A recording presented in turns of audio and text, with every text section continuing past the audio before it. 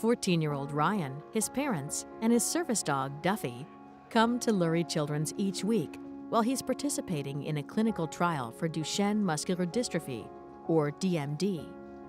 It was quite a shock to everyone when we found out his diagnosis, because my wife Jerry, her brother had Duchenne muscular dystrophy. To this point, there is no cure.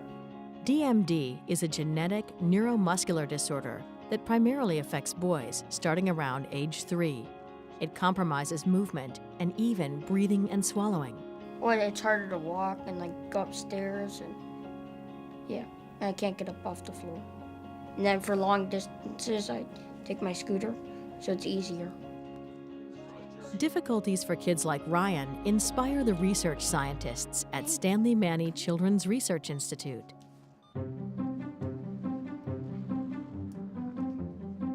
We're like an investigator that working on a mystery.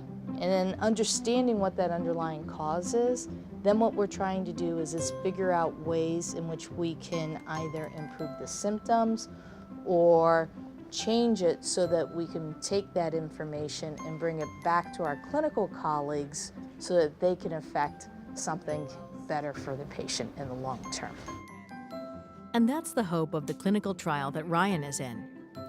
He's being given a medication to bridge a gap in his genetic code to keep his muscles working and stabilize his strength.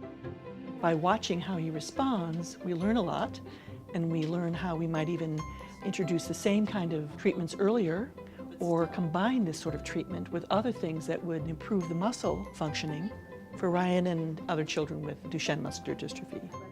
To do this research, we need financial support.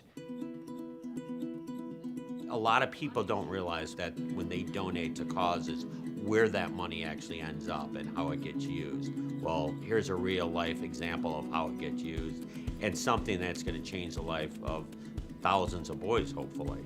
It costs so much money to do science. $10,000 isn't unheard of for a single experiment. In fact, one study alone can cost millions of dollars over several years. Research is changing the course of Ryan's disease, saving him from the fate of his uncle, who died of DMD at age 17. As a parent, I want him to just enjoy life to its fullest, as much as he can.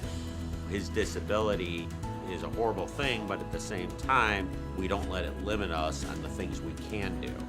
If he one day could stand up from the floor, that will be like him winning the Super Bowl. I mean, that will be a moment of glory for him.